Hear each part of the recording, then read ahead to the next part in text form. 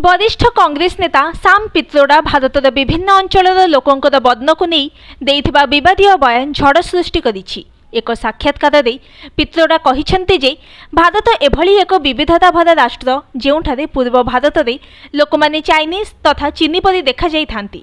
पश्चिम रे लोकमाने आरब राष्ट्रर लोकंक भली होइथिबा बेले उत्तर भारतर लोकमाने श्वेतांग एवं दक्षिण भारतर बासिंदा आफ्रिकीय भली लागंती।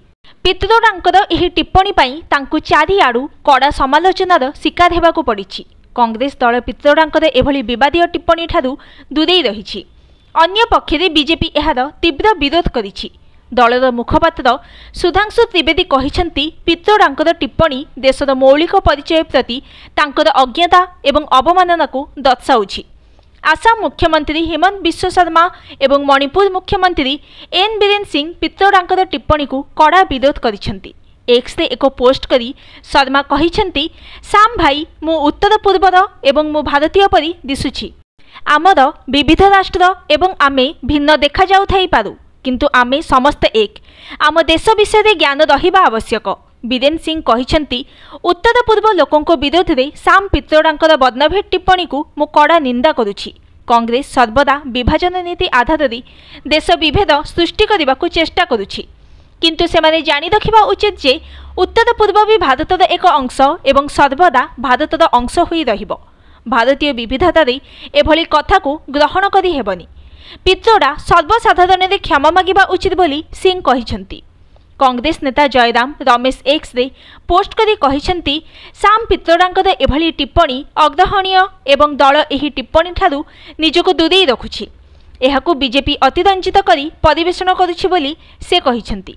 तेबे पित्रोडांकर बयान को नहीं दल भितर भी असंतोष बढ़िबारे लागिछि।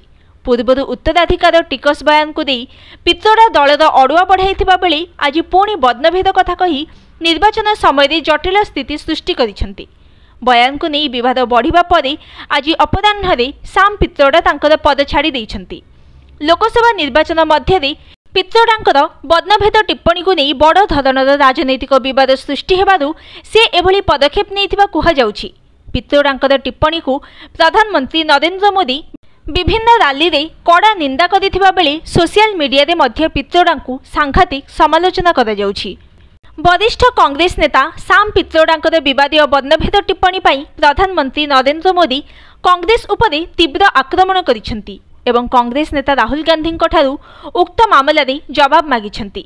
मोदी कहिसेंति मनीषर बदन आधार रे एभली असम्मान को देश आदौ सह्य करिबनी।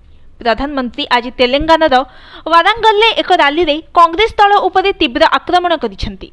से कहिसेंति सेहि जादा आपणଙ୍କୁ उत्तर देबाकू पड़िबो। बदन आधार लोकमानंक प्रति एभली असम्मान को देश आदौ सह्य करिबनी। राष्ट्रपति निर्वाचन समय द्रौपदी मुर्मूंक प्रार्थित्व को कांग्रेस विरोध करिथिबारु उक्त प्रसंग रे टिप्पणी रखी मोदी कहिसेंति एबे मु जानिले कांग्रेस काहींकी राष्ट्रपति भावरे बीजेपी पसंद करिथिबा प्रार्थी द्रौपदी मुर्मू को विरोध करिथिला। राष्ट्रपति को सेमानंक विरोधर कारण एबे स्पष्ट होई जाइछि। मोदी कहिसेंति शहजादांकर जणे अंकल अमेरिका रे रहुछंती। से हेउछंती शहजादांकर पथ प्रदर्शक। से कहिसेंति जेउ मानंकर रंग कला सेमाने आफ्रिकार। एबे मु बुझुछि सेमाने सेतेबेले द्रौपदी मुर्मू को आफ्रिकीय बोली भाबी नैथिले।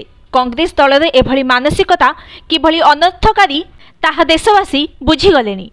Bureau report news today.